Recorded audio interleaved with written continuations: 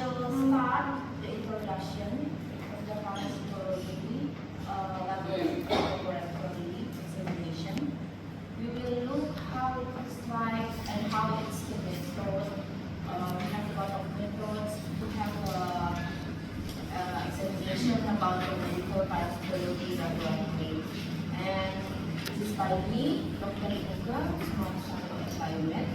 And I will show you after this. Okay, this is my curriculum vitae. If you want to know me, then you can see I'm as well. I can speak Indonesian, English, and as well German language. If you can as well German language, you can as well talk to me with German language. And I'm the head of the parasitology department now, and I'm working here since long time, since 2012. Yeah, and now as well I'm working in the clinic as a medical doctor, and this is the organization that I've been this member of this organization, and this is international scholarship program that I have been made. And the last time this is in May in Dubai. I was the speaker there, and as well last year in the Philippines I was the first speaker there, and the last 2 years in Malaysia. Every year I want to always have another scholarship. And this is my research and publication. Okay, some of them you can as well look in Google Scholar. When you write my name in Google Scholar, then you can see directly my research and publication. And okay, now I will start the introduction. You can see that in parasite, especially parasite disease, of course, a lot of community problem. Yeah? They will have a lot of causes as well, pain, and the most is death. Yeah, they can as well. And we know exactly that parasite, when they are coming through to our body, they are like they don't have to be like hey, I'm in your body. Yeah, but not. They are only quiet. They are only, I want to sleep here. But not only sleep, they are as well eating our body. Yeah, but in silence, in quiet. That's why normally they don't have, they are not showing the symptoms. Yeah, in our body. Yeah, that's the problem. But after that, after 1 year or 2 years or more years, then we are as well more weak, and we are again too late to have the treatment. Yeah. Then after that, and the purpose of parasite laboratory examination is first to help determine the diagnosis or whether the patient is infected with parasite or not. Yeah, that's the first. And the second is that to determine the species of parasite that is infected. Yeah, that we can see in the end with this laboratory diagnosis, we can see exactly what kind of parasite that inside to our body, that infected to our body. And we can see as well the parasite laboratory examination. We can use live or research parasite. That is depend on the specimen that we will use, yeah, or one samples that we can have taken from the patient, yeah, or from the environment. And then as well must be based on the right specimen processing technique to get the right diagnosis. Yeah, when we are trying to have a good diagnosis, of course, the method and the processing of this techniques specimen as well is very important. And the things to consider when handling samples, the first is the selection of preservative, yeah, and the second is sample collection. And okay, these two types of the specimens in parasitology laboratory examination. We can use a lot of samples. You can see we can take the samples from stool, blood, urine, sputum, cerebrospinal fluid, bone marrow, lymph and aspirate, liver aspirate, spleen aspirate, skin, muscle, rectal scraping, and duodenal aspirate. Yeah. I will show you one by one the sample and a little bit technique from this. But from the stool and blood, there will be more information in the second and the third and the fourth meeting. Yeah. Because in the second we will learn about the intestinal parasite, right? Yeah. And the third. And the second we will learn about the candida, yeah, candidiasis. So stool I will give more in the third meeting. And blood I will give today only to check microfilaria or filariasis, and the other about malaria we will learn in the fourth meeting. Okay? Okay, and the technique used for laboratory diagnosis of parasitic disease, we can use the technique. First is microscopic examination, and the second is culture, and immunodiagnosis or serology, and immunochromatography, and as well biomolecular methods.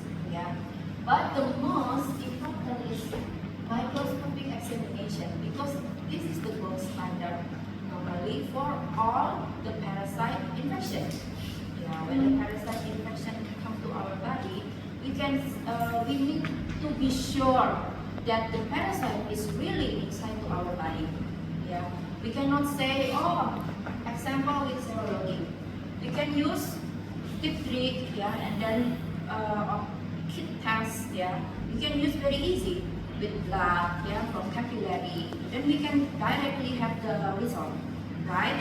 Yeah, only positive or negative sample, but we cannot be sure that this parasite is really infected to our body, or maybe this is only a false. Yeah, you know exactly that with microscopic examination we can see directly with microscope. Oh, we can see that this parasite really infected the patient. Yeah. And with culture as well, this normally as well very good, but takes a long time. Yeah, that's the problem. Takes a long time to get the result. Yeah, and then the patient cannot be treated early, and then after that it's too late as well to give the treatment to the patient. Yeah. And with molecular methods as well very good now. Yeah, we can see with PCR. Yeah, with PCR we can as well directly see the kind of what is the type of the species that infected. This we can as well use now in this modern time. Yeah, but the problem is that not such a lot of clinic or hospital or some of the laboratory clinic, they still don't have this machine, and because this machine is very expensive, and as well the kit to get this result from this PCR method is as well very expensive. Yeah, and the patient as well, when they don't have such a lot of good income or good money, or when they don't have whether they don't have from the government giving them good health system sample, that we cannot use this molecular method. Then in the end, back to the microscopic examination, because it's the most cheaper from all. And this we can use microscopic examination to check intestinal, urogenital, and as well blood, and can detect preparation with or without coloring, directly or by concentration method. Yeah, this preparation I will explaining in the third meeting. Yeah. Okay. With immunodiagnosis, you can as well use for clinical diagnosis, epidemiology, and control of disease. Because what I already told you, that with this kit, yeah, when you are using example in the very big population, yeah, when they have sample like malaria or they have a lot of cases in this area, for example, then you can use as well with this serology. Yeah, then you can have example, yeah, from 100 or 10,000 people in this village, and as well with this serology we can as well take the samples and then we can have the result. Example 5,000 they have this disease. That is normally it's very good for us that we can from the first linear we can have the result.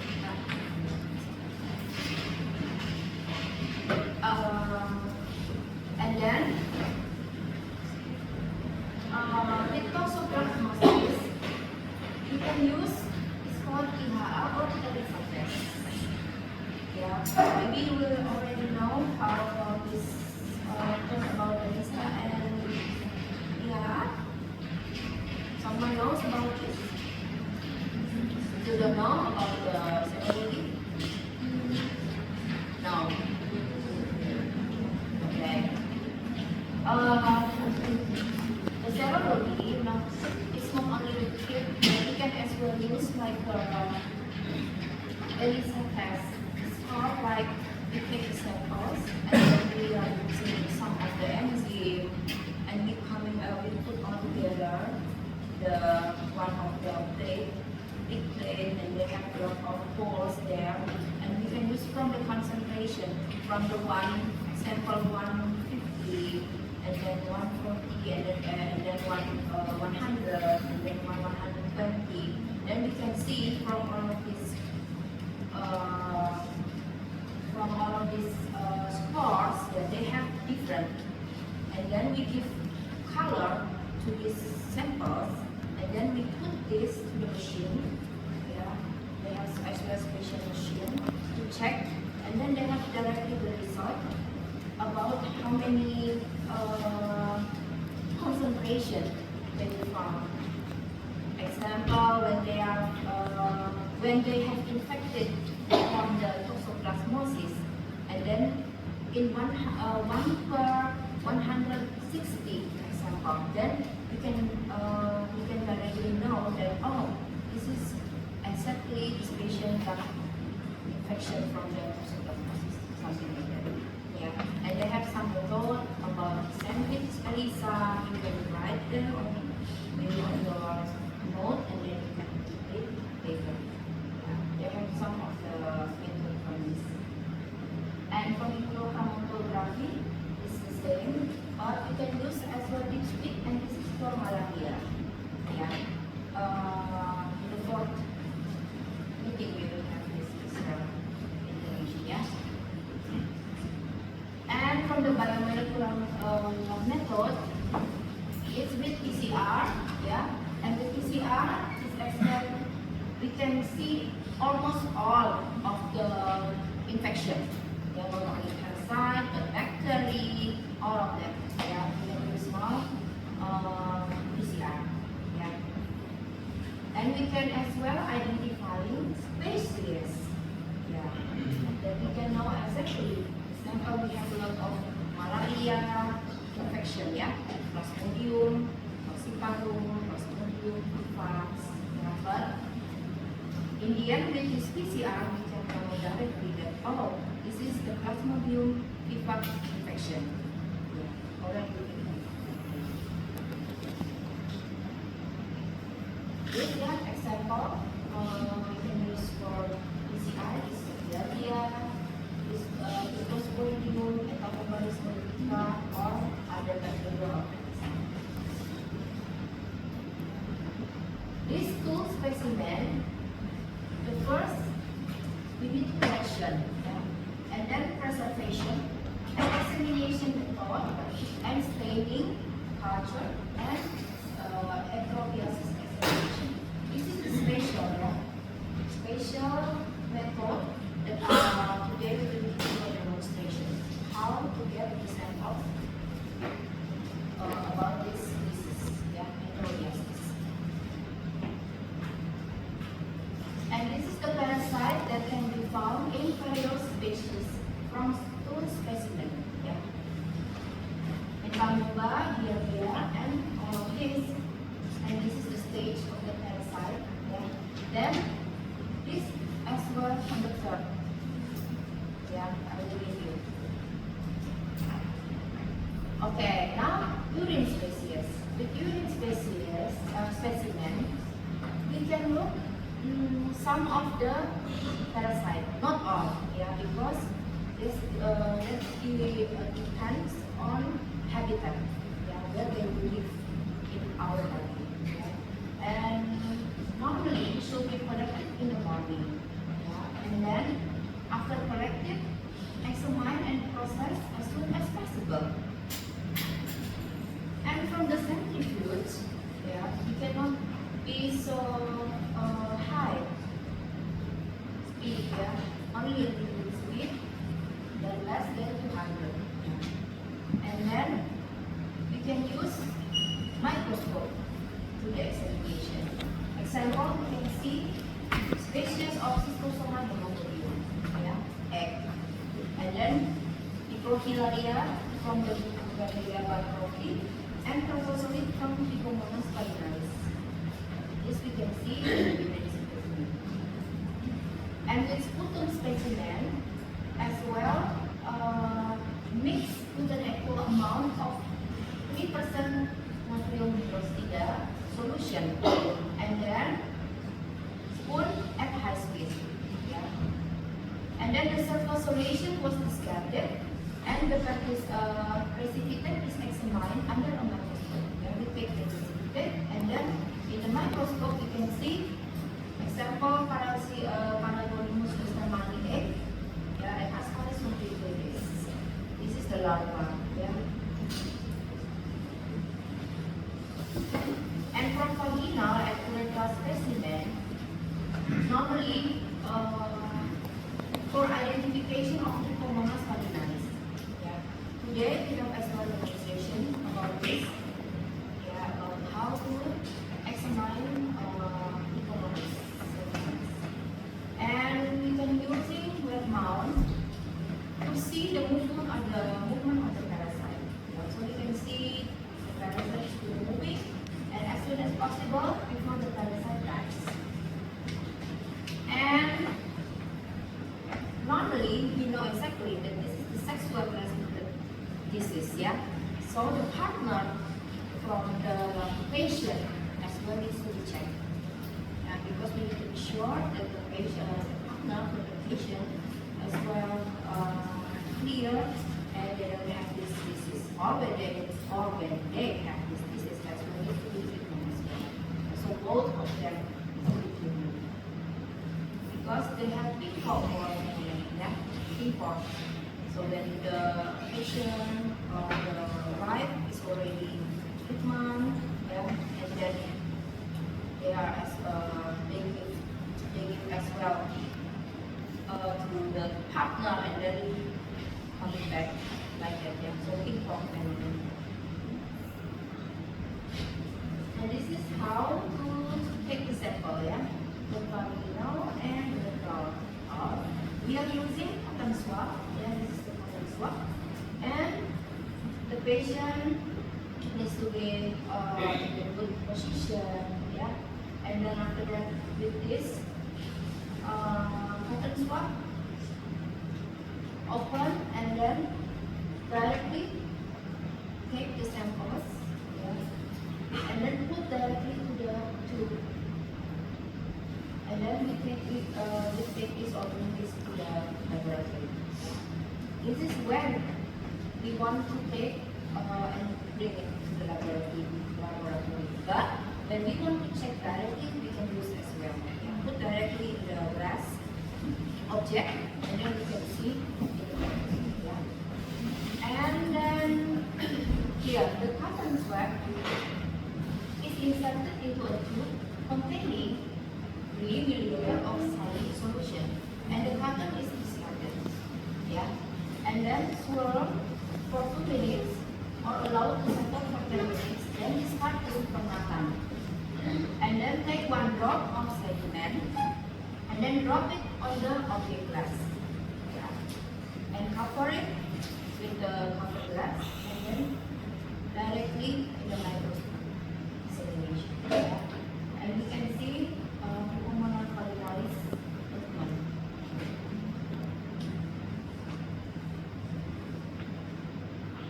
Okay, and this is how it looks like in pulmonary foliaris in microscope examination.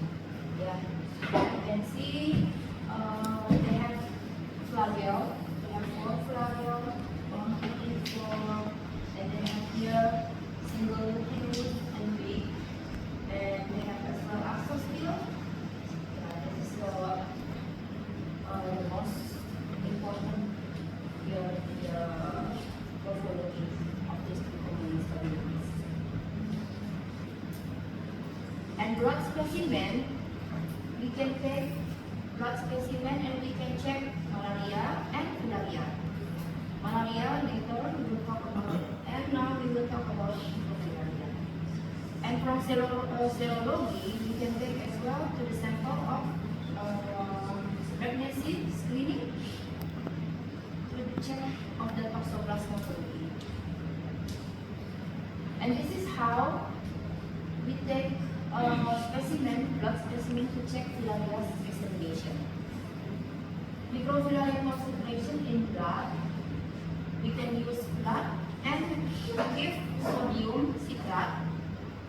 5 milliliter of fresh blood is mixed with this 1 milliliter of sodium citrate, and then after that blend in 0.85% concentrated solution, and then spin with 1000 rpm for 10 minutes, and then the sediment at the bottom, taking use with the capillary effect, yeah, so careful, and then smear the sediment on the glass object, and then examination in the microscope. With the concentration in blood, you can use as well heparin. With heparin, 4 milliliter of venous blood, yeah, you already learned, yeah, how to take the samples, yeah, blood samples, yeah, and then centrifuge tube containing 0.01 milliliter of 1% heparin solution, and then add 2% liquid saline solution and then mix. Okay, and then from the blood specimen, this we can see, yeah. Okay, here the first species from filariasis is Wuchereria bancrofti. Okay, I will give you. Normally, they have the most important is 3 species.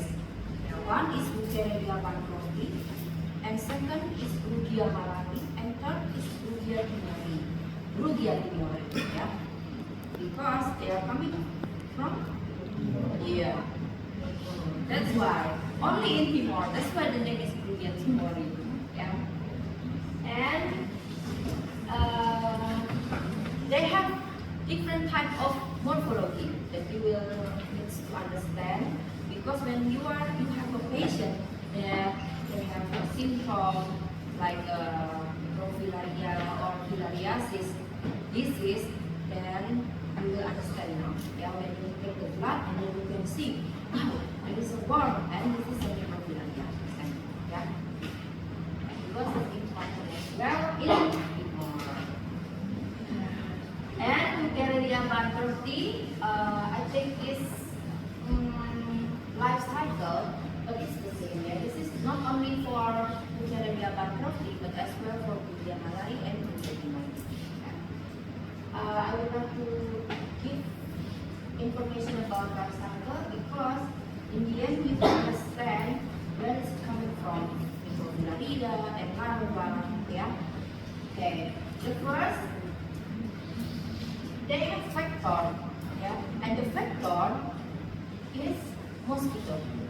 Yeah. They have kind of species mosquito that become a factor, yeah, from this filariasis. And in this mouth, yeah, from this mosquito, they have larva. And this larva living in the proboscis of the mosquito.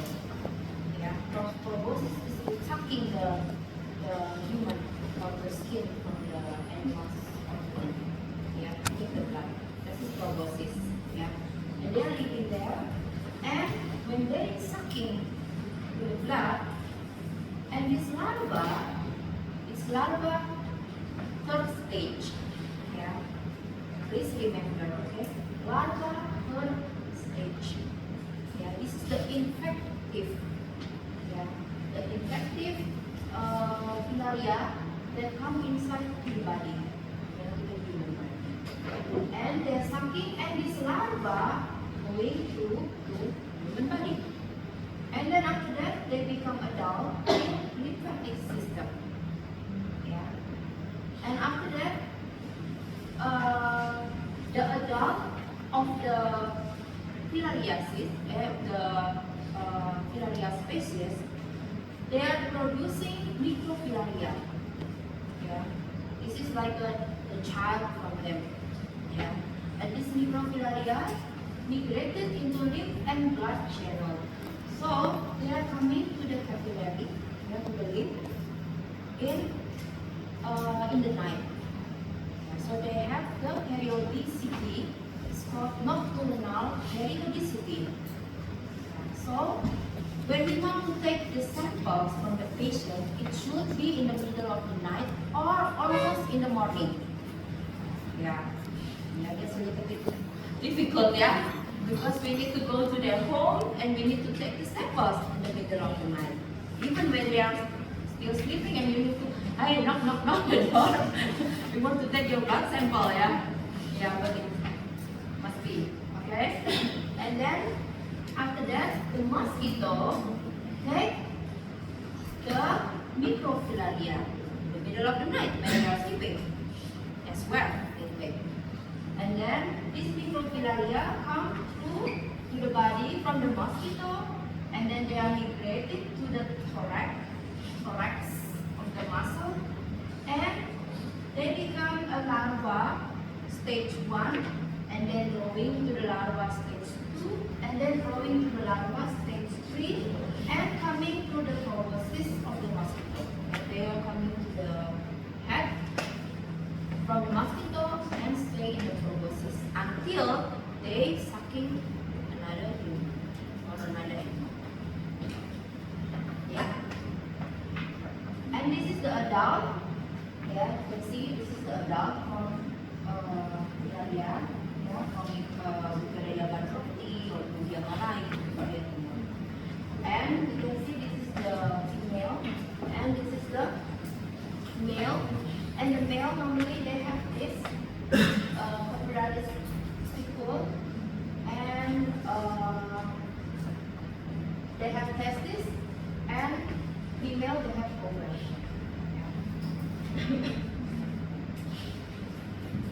And this is the microfilaria from Wuchereria bancrofti. I told you they have 3 species. Yeah. First is Wuchereria bancrofti. The most important here is the head room. Here, the head room should be 1 divided 1. Yeah. 1 and 1 from the length. Yeah, the room here 1 and 1. And here the sheet color is clear. Here they don't have the color from the sheet. And the third is that the core here, the distribution from the core, it's even. Yeah. They don't have, they are not like, they have space here or space here or space here. But in Rugia species, they have here some space. And normally the tail as well straight. Yeah, the tail straight. And there is no additional cost. But in Rugia, they have additional cost. This is Rugia malai. And the headroom is 2 divided 1. Yeah. Here 2 and this is 1 side.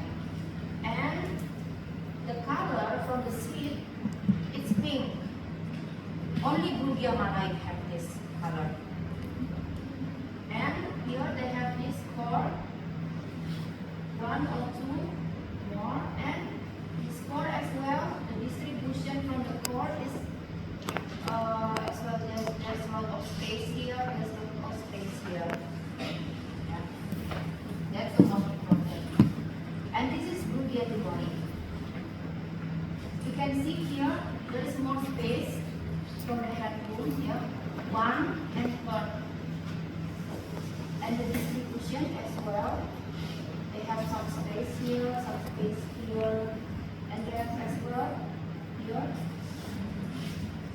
The core, they have included 1 or 2 core board as a pair. And the seeds color as well here. Yeah. Only Rugia malai has the color pink. Okay. And this is the larva. The larva stage. This is larva 1, 2, and 3. Larva 1, they're short, yeah. And number 2 is a little bit longer, but as well more thick, yeah, thicker. But larva 3 is thin and longer. And this is the infective form. Remember, yeah? Larva stage 2. And in cerebrospinal fluid specimen, we can as well look Toxoplasma gondii but robustly. Here, this is the toxoplasma. Yeah. Toxoplasma. The most important is the host definitive. Yeah. Definitive host is cat. Yeah. There's a lot of people have cat as a pet, right? Yeah. That's why we need to take care. We need to always care about our cat, yeah, in our home as well in the environment, yeah, when we are living free as well. And this is the diagnostic stage. It's called Oocysta. Yeah, we need to remember as well. Oocysta is the diagnostic stage because this Oocysta is coming out to the stool from the cat. Yeah. When they're coming out from the cat body with feces, together with feces, and then we are taking note, and then when we take some vegetables or some fruits or whatever from the soil or water that affected as well from this organism, then we are not washing or caring about the happiness, and then after that we can as well directly infect it. Yeah. That's why they can infect it not only from food, yeah, but as well from direct. Or here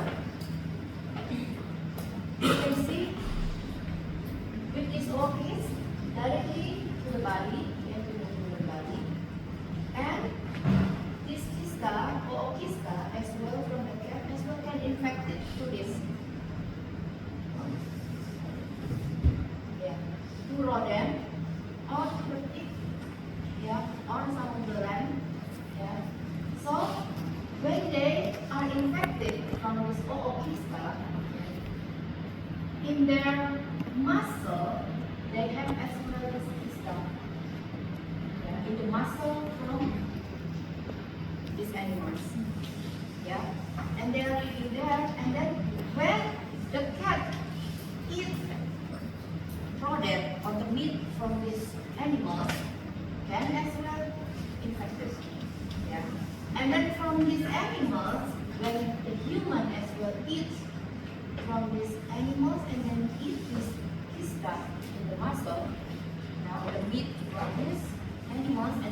well can infect it. Not only that,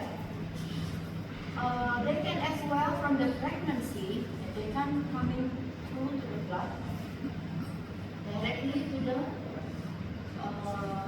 embryo, yeah, and then directly to the child. And as well from the transfusion, yeah, it can as well infect it. That's why we need to take care about this animal. Here, this is the Pachyzoic stadium of the stage from Toxoplasma bolini. Yeah. This is the stage that made a replication. Yeah. But this is not the infective diagnosis. Okay, the infective it's oocysta. Yeah, infective form. This is the replication form. Okay. This is the oocyst of the Toxoplasma bolini. Yeah, they are round. Yeah, and normally they are as well living in the brain of the human. They like to live as well in the heart and the skeletal muscle. And this is how to reduce the risk of toxoplasmosis. Yeah, peel fruits and vegetables or wash food, and then cook meat to the safe temperature and wash food. Yeah, and here when they are pregnancy and then or compromised immune system, then needs to be taken care of monitor or wear gloves and masks. Yeah, to change or wash either after thoroughly afterwards. Yeah. And when they are as well likes to have activities in the soil, as well as to wear gloves or wash hands. Yeah.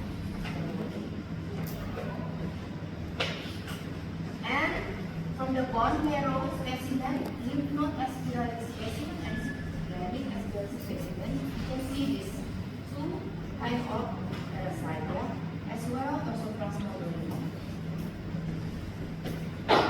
And from the liver gland aspirated specimen, you can see Entomoeba histolytica and Toxoplasma bolini as well as Mandibular.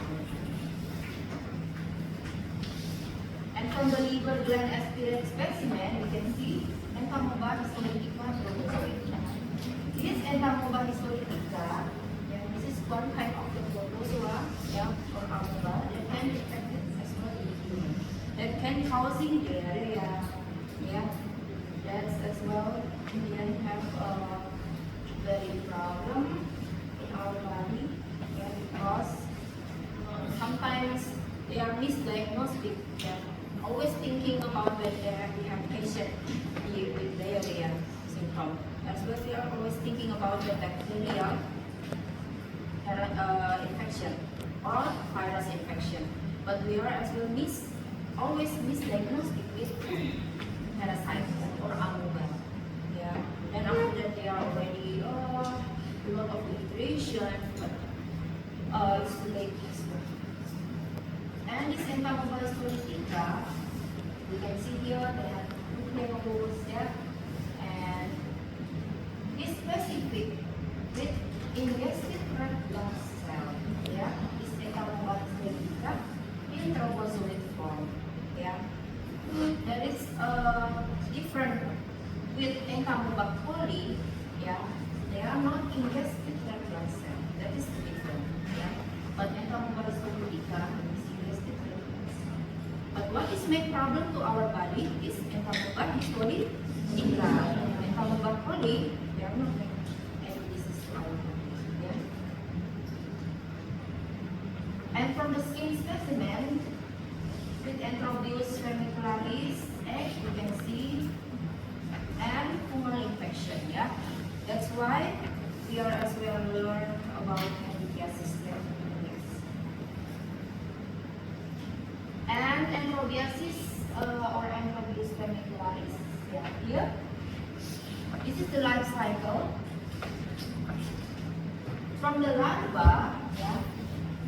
Here, they are coming First is from the embryonic egg. And this is the diagnosed form.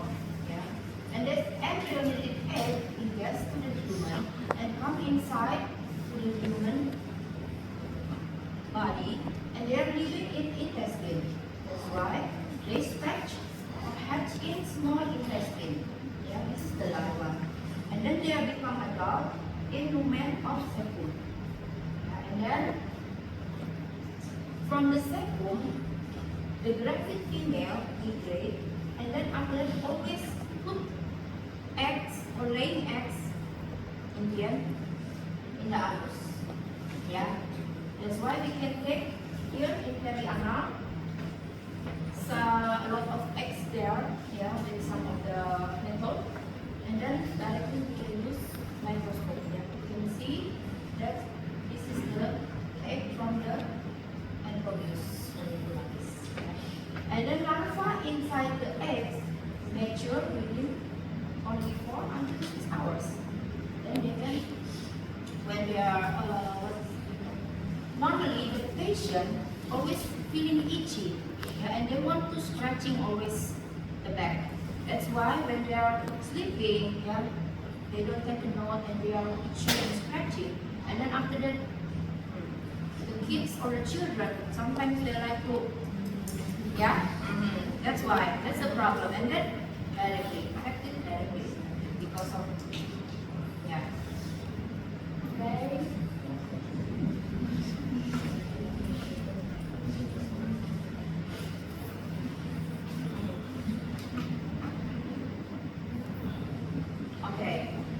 Adult, yeah. This is the male and female, yeah. The male is more smaller and female is bigger. It's always the same in the world, yeah. But only cystosoma, yeah. Cystosoma species, the male is bigger than the female, yeah. Only that. But almost all of the worm is female is bigger. Yeah, Wonder Woman, yeah.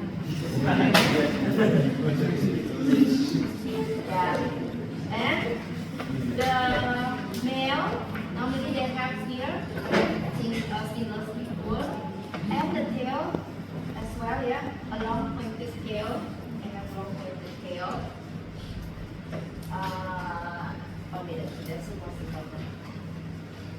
Yeah, this is the egg from the Enterobius familiaris, yeah. They are very small and they are transparent, yeah, and a little bit elongate to oval in shape and slightly flattened on one side, yeah. Yes, one side is more flat, yeah, than the other, yeah. And then we can take cellulose tape to the anus, and then we can see here. From this tape, yeah, when we are looking in the microscope, you can see there's a lot of eggs, yeah, from only one sample, yeah. That's why they very like to have a lot of eggs there, yeah.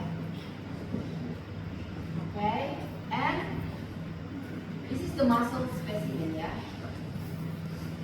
Trichinella spiralis. Yes, we can see the larva. Yeah, this is in the muscle. This is in the muscle from the human. Yeah, so they're living there. That's why we need to biopsy. Yeah, when we want to know this Trichinella spiralis in the muscle specimen of the human body, we need to take biopsy because they are normally like a tumor. Yeah. You can see from the structure they are like a tumor. And then when we take this biopsy, you can see. And as well, surrounding is all inflammatory cell. Yeah. Here, there's a lot of inflammatory cell surrounding the Trichinella spiralis species, yeah, in the muscle. This is the special morphology from Trichinella spiralis. from the duodenal aspirate specimen, you can see dia lampia. Yeah. This is the thrombozoid. It looks like the same Rhytopsogama. Yeah, it looks like the same, but they don't have a lot of flagella. Here. And then they are like a pear shape. Yeah. And this is from the duodenal aspirate specimen.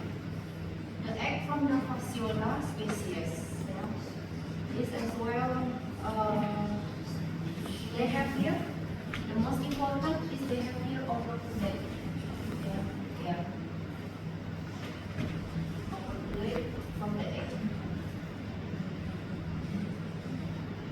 And from another from duodenal aspirate specimen is Phoromys sinensis egg. Yeah. They are like a bulb, yeah, bulb from the lamp. Yeah. And they have as well operculum here. This is the operculum. Yeah. But the difference is this is not like a bulb, but this is like a bulb. Yeah, that's the difference. And the inside from this egg is mirror. And this is the Graphitivore larva from the hookworm, yeah. And this as well normally infected the mucosa from the small intestine. Yeah. You can see this as well in the microscope in the third. This is as well the third larva Filariform. Yeah. I will explain you more later, yeah. Okay, that is the first introduction that you can understand and you know some of the specimen that you can try to look in the laboratory of the parasite.